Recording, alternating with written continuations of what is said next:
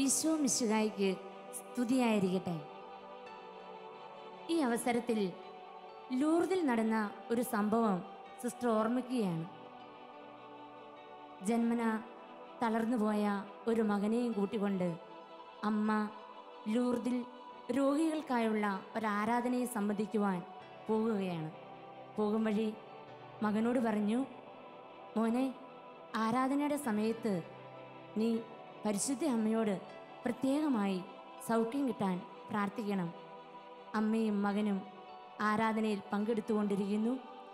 ആരാധനയുടെ അവസാന ഭാഗമായി ആശീർവാദത്തിനായി മെത്രാൻ ഓരോ രോഗികളുടെ അടുത്തും ദിവികാരനും ഈശോയുമായി വന്ന് ആശീർവാദം നൽകുകയാണ്.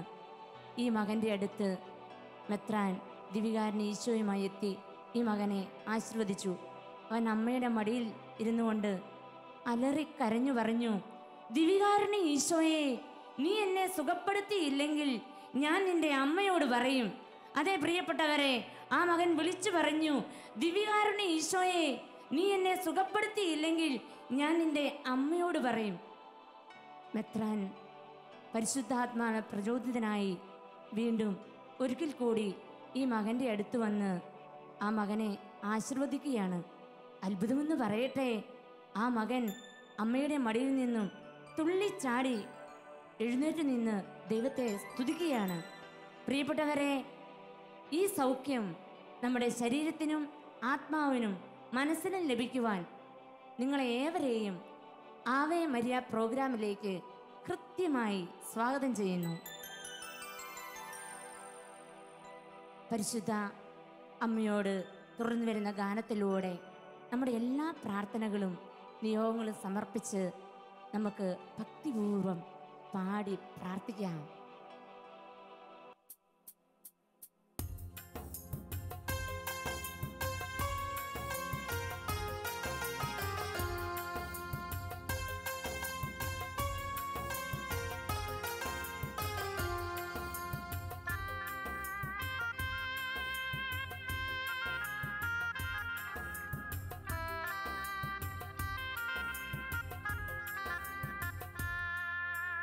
അമ്മേ അലിവിൻ നിറകുടമേ, അഭയം നീയേ, ആശ്രയവും നീ, കരുണാസാഗരമേ, കരുണാസാഗരമേ.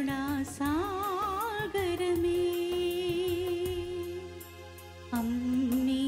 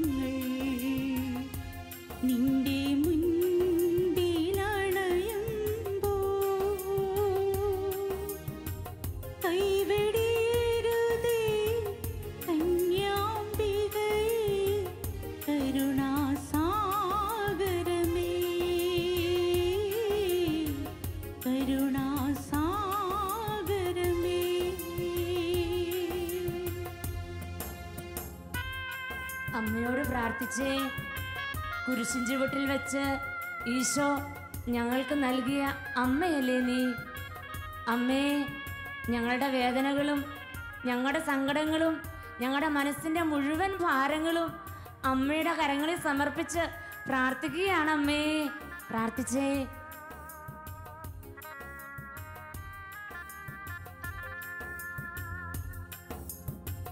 മനുജകുലത്തിൻ മാതാവേ, ഈ ഭവനത്തിൻ നായകേ, മനുജകുലത്തിൻ മാതാവേ, ഈ ഭവനത്തിൻ നായകേ,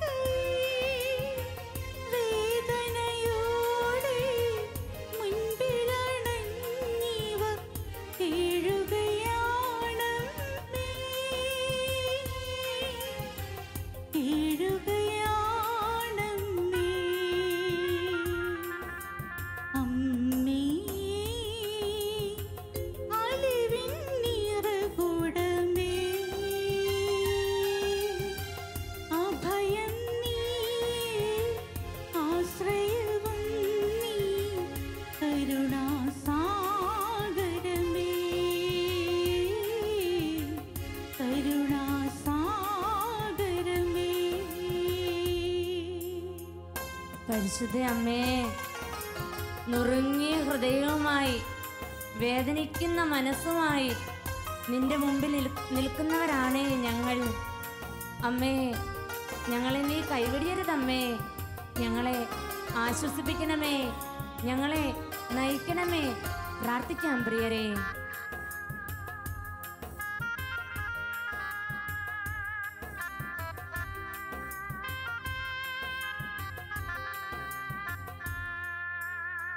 ഹൃദയം നീറും നിൻ സുതരിൽ ആശ്വാസം നീ അംബികയേ. ഹൃദയം നീറും നിൻ സുതരിൽ ആശ്വാസം നീ അംബികയേ. ആപത്തുകളിൽ വീഴാതെന്നും കാക്കണമേ അമ്മേ. കാത്തിടണേ അമ്മേ. അമ്മേ, അലിവിൻ നിറകുടമേ, അഭയം നീയേ, ആശ്രയവും നീ, കരുണാസാഗരമേ. കരുണാസാഗരമേ,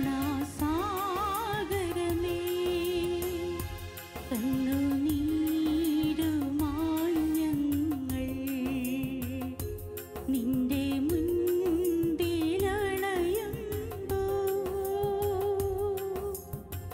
കൈവിടരുതേ കന്യാംബികയേ. കരുണാസാഗരമേ, കരുണാസാഗരമേ.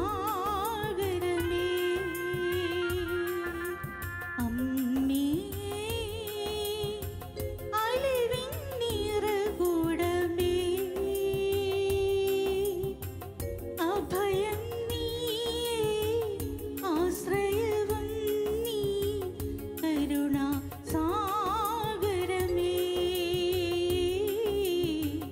കരുണാസാഗരമേ.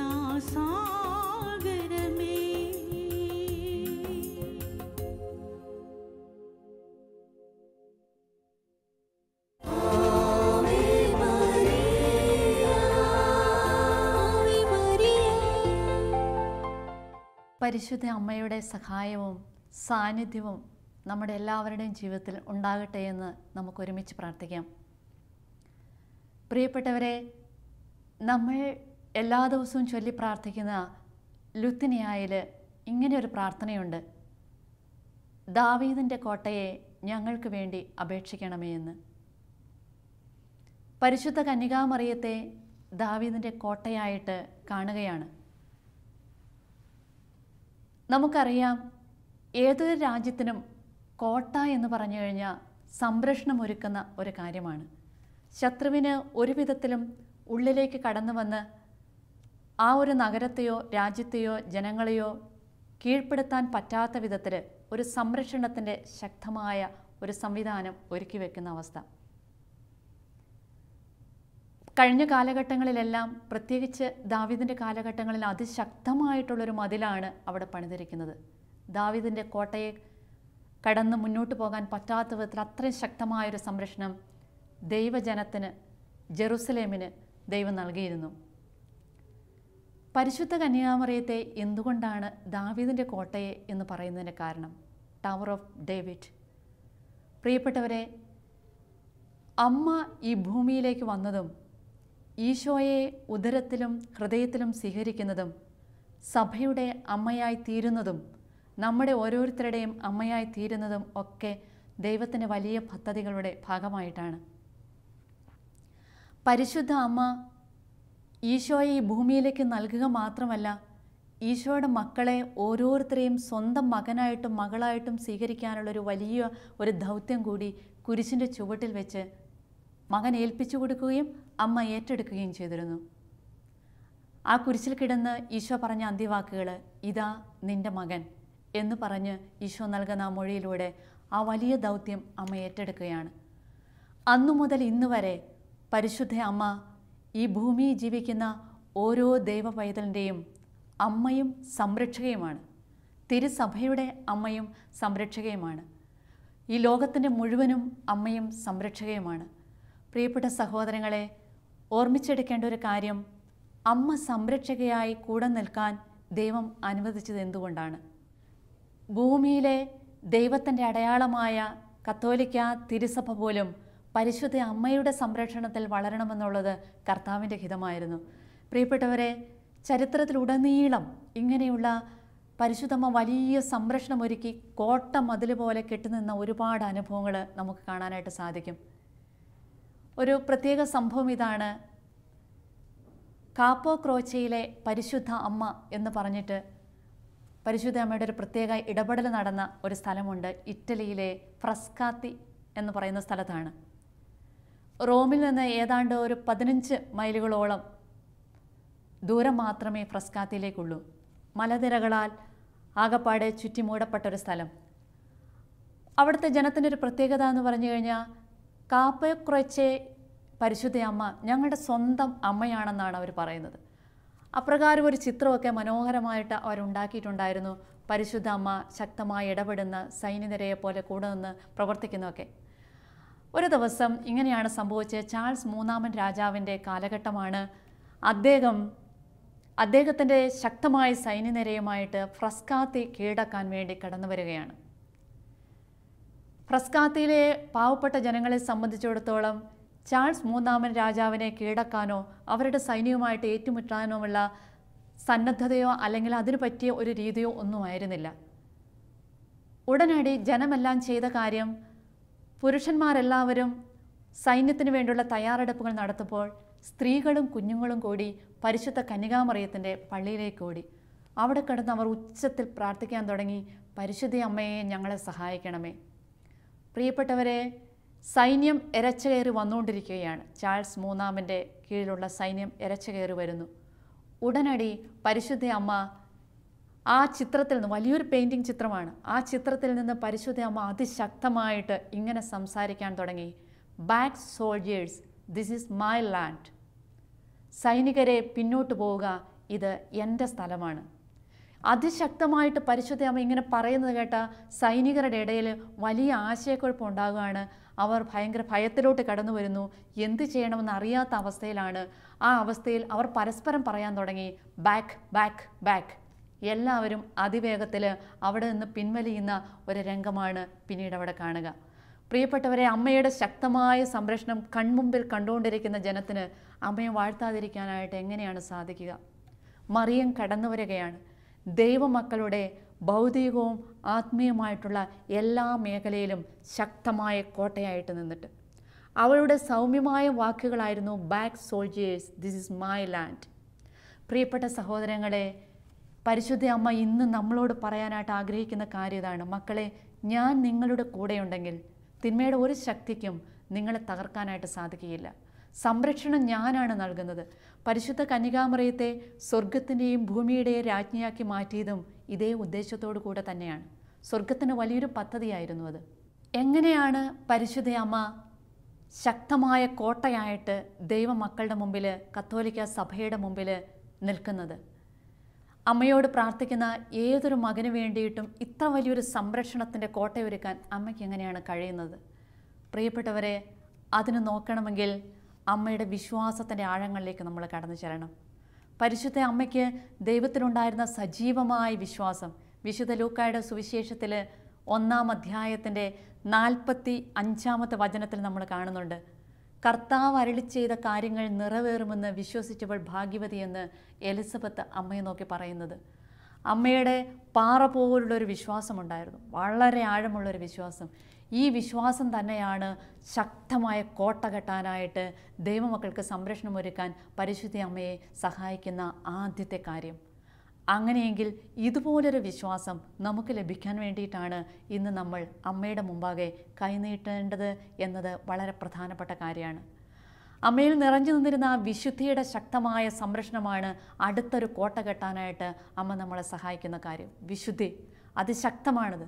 കാരണം വളരെ വ്യക്തമായി നമുക്ക് മനസ്സിലാക്കാൻ പറ്റുന്ന ഒരു കാര്യമാണ് മത്തായി ശ്ലീഹായുടെ സുവിശേഷത്തിൻ്റെ 1-ാം അധ്യായത്തിൻ്റെ 23-ാമത്തെ വചനത്തിൽ, അതുപോലെ യേശയ്യാ പ്രവചനത്തിൻ്റെ 7-ാം അധ്യായത്തിലും വളരെ വ്യക്തമായി നമ്മൾ കാണുകയാണ് എമ്മാനുവേൽ, എമ്മാനുവേൽ, ദൈവം നമ്മോട് കൂടെ.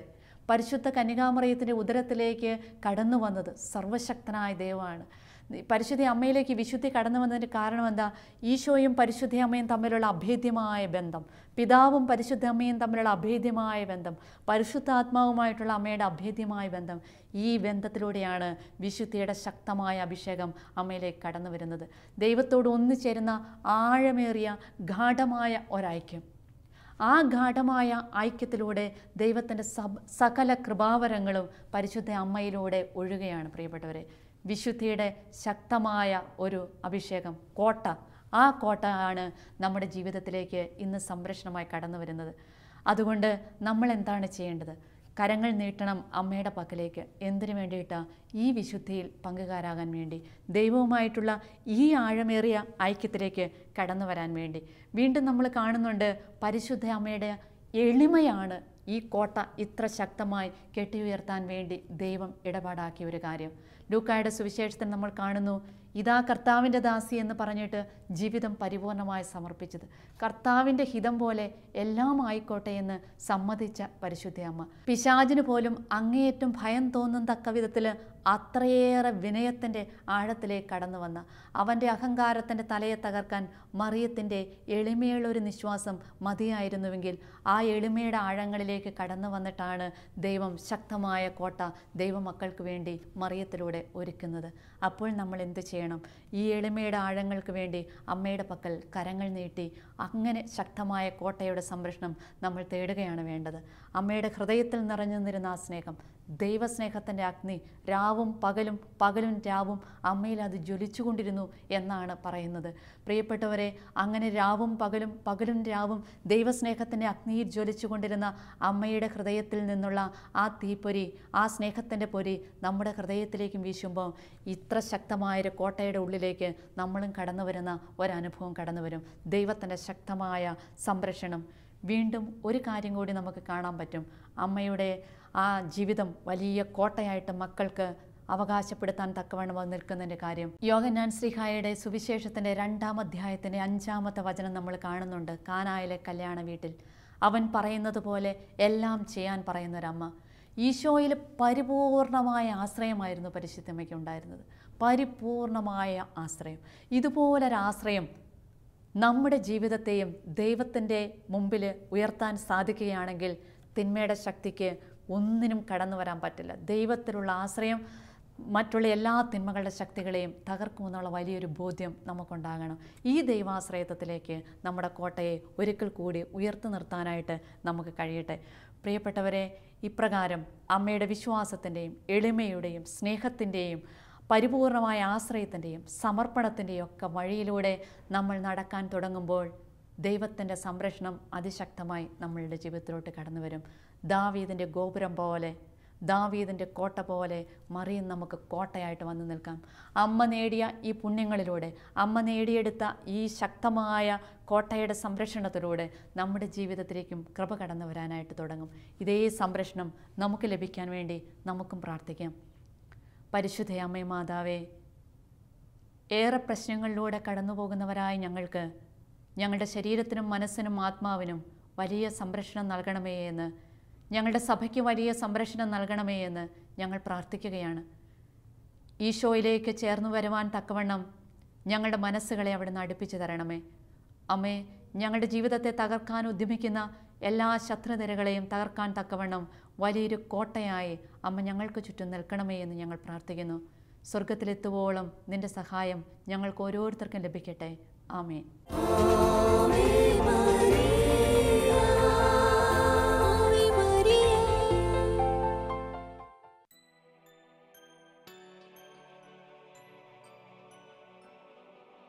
പ്രിയപ്പെട്ടവരെ, ഞാൻ ഓർക്കുന്ന ഒരു കാര്യം, പണ്ടൊക്കെ വഴിയിലൂടെ നടന്നു പോകുമ്പോൾ ചെറിയ പുൽനാമ്പുകളിൽ ജലത്തുള്ളികൾ ഇരിക്കുന്നത് കാണുമ്പോൾ ഒത്തിരി സ്നേഹം തോന്നും അതിനോട്. ആ ചെടിയെ പറിച്ചെടുക്കും. ഒരുപക്ഷെ ആ വെള്ളം കുടിക്കുമായിരിക്കും, ഇല്ലെങ്കിൽ അത് മുൻപേ പോകുന്ന ആൾക്കാരുടെ മേലേക്ക് അത് ഒഴിക്കും. ഇങ്ങനെ കളിക്കാൻ നല്ല രസമാണ്.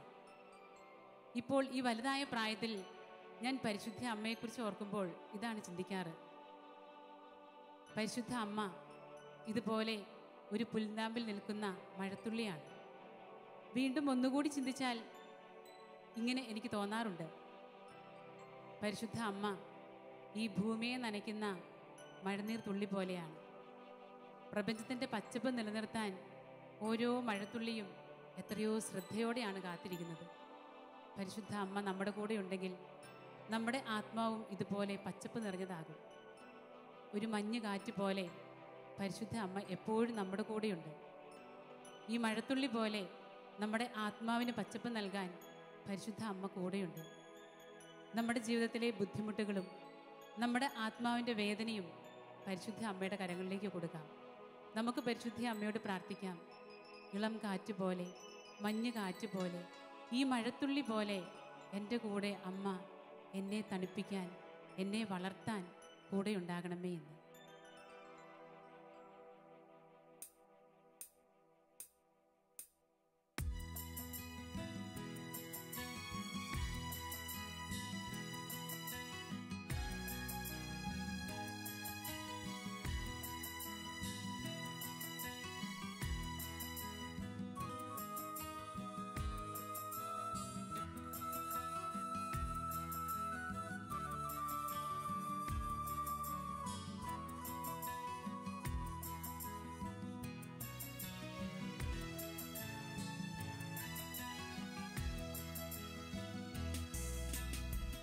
മഞ്ഞുകാറ്റുപോലെ ഇന്നും എൻ്റെ ഹൃത്തിൽ നല്ല മാതാവേ അങ്ങു വന്നിടൂ. മഞ്ഞുകാറ്റുപോലെ ഇന്നും എൻ്റെ ഹൃത്തിൽ നല്ല മാതാവേ അങ്ങു വന്നിടൂ. സുരലോക സൂര്യൻ സുവിശേഷ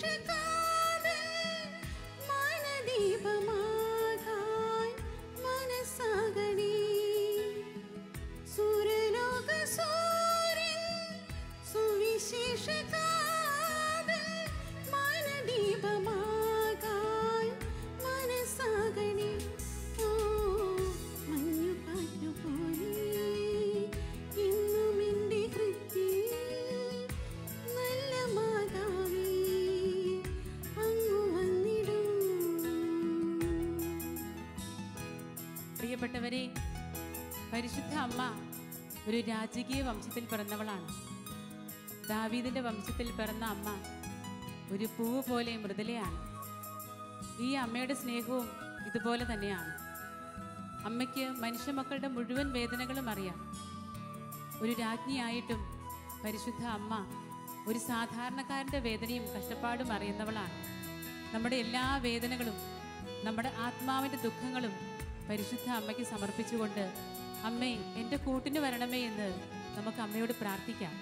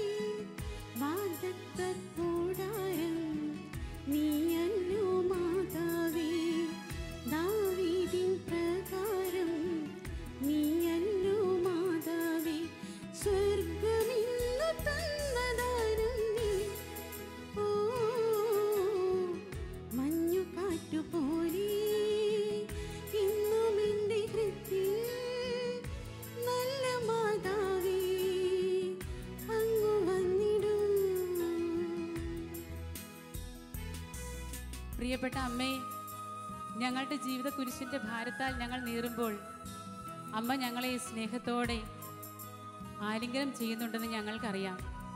ഒത്തിരിയേറെ സ്നേഹചുംബനങ്ങൾ തരുന്നുണ്ടെന്നറിയാം. എങ്കിലും അമ്മേ, അതൊന്നും പലപ്പോഴും മനസ്സിലാക്കാനായിട്ട് ഞങ്ങൾക്ക് സാധിക്കുന്നില്ല. അങ്ങയുടെ സ്നേഹം ആവോളം അനുഭവിച്ചറിയാൻ ഈ നിമിഷം അമ്മ ഞങ്ങളെ സഹായിക്കണമേ.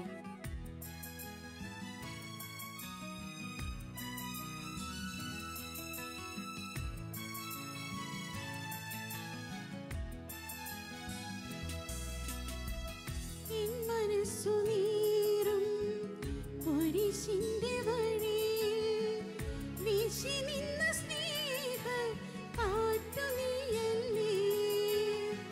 സഹനമുത്തുകൊണ്ട് മാല ചാർത്തി നിന്ന് ശുദ്ധിയുള്ള സിയോൻ പുത്രി നീയല്ലേ. റൂഹാതൻ മണവാട്ടി നീയല്ലോ മാതാവേ. ശ്ലീവാതൻ സഹചാരി നീ തന്റെ കന്യാമ്പേ. മോക്ഷവാതിരായ കന്യ നീ. ഓ മഞ്ഞുകാറ്റു പോലെ ഇന്നും എൻ്റെ ഹൃത്തിൽ നല്ല മാതാവേ അങ്ങു വന്നിടൂ. സുരലോക സൂര്യൻ സുവിശേഷകാതൽ മനദീപമാകാൻ മനസ്സാകണേ. സുരലോക സൂര്യൻ സുവിശേഷകാതൽ മനദീപമാകാൻ മനസ്സാകണേ. ഓ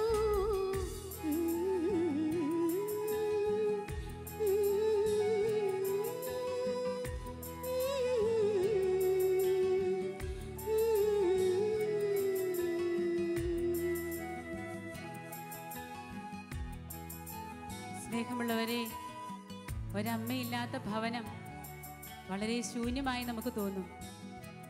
ഈ അമ്മയുടെ സ്നേഹം നമുക്ക് അനുഭവിച്ചുകൊണ്ടേയിരിക്കാം. പരിശുദ്ധ അമ്മേ, അമ്മയുടെ സ്നേഹം കൊണ്ട് എന്നെ നിറയ്ക്കണമേ എന്ന് പ്രാർത്ഥിക്കാം. ഒരു കുടുംബത്തിലെ ഔഷധമാണ് പരിശുദ്ധ അമ്മ. ഒരു കുടുംബത്തിൻ്റെ ഭക്ഷണമാണ് പരിശുദ്ധ അമ്മ. അമ്മയുടെ സ്നേഹം കൊണ്ട് ഞങ്ങളെ ഓരോരുത്തരെയും നിറയ്ക്കണമേ എന്ന് ഈ നിമിഷം നമുക്ക് പ്രാർത്ഥിക്കാം. അമ്മയില്ലാതെ ദുഃഖമനുഭവിക്കുന്ന എല്ലാ അനാഥ മക്കളെയും നമുക്ക് പരിശുദ്ധ അമ്മയ്ക്ക് കൊടുക്കാം. നമ്മുടെ കുടുംബങ്ങളെ പരിശുദ്ധ അമ്മയ്ക്ക് കൊടുക്കാം. ഏറ്റവും പ്രത്യേകമായി തിരുസഭയുടെ ഈ കാലത്തിൻ്റെ എല്ലാ ആവശ്യങ്ങളെയും പരിശുദ്ധ അമ്മയുടെ കരങ്ങളിലേക്ക് നമുക്ക് കൊടുക്കാം. തിരുസഭ മുഴുവനും പരിശുദ്ധ അമ്മയുടെ സ്നേഹം കൊണ്ട് നിറയപ്പെടാൻ നമുക്ക് പ്രാർത്ഥിക്കാം. നമുക്ക് എല്ലാവർക്കും ഒരുമിച്ച് ചേർന്ന് പ്രാർത്ഥിക്കാം. തിരുസഭയുടെ മാതാവേ, ഞങ്ങൾക്ക് വേണ്ടി പ്രാർത്ഥിക്കണമേ. എല്ലാവർക്കും ചേർന്ന് പ്രാർത്ഥിക്കാം. തിരുസഭയുടെ മാതാവേ, ഞങ്ങൾക്ക് വേണ്ടി പ്രാർത്ഥിക്കണമേ. തിരുസഭയുടെ മാതാവേ, ഞങ്ങൾക്ക് വേണ്ടി പ്രാർത്ഥിക്കണമേ.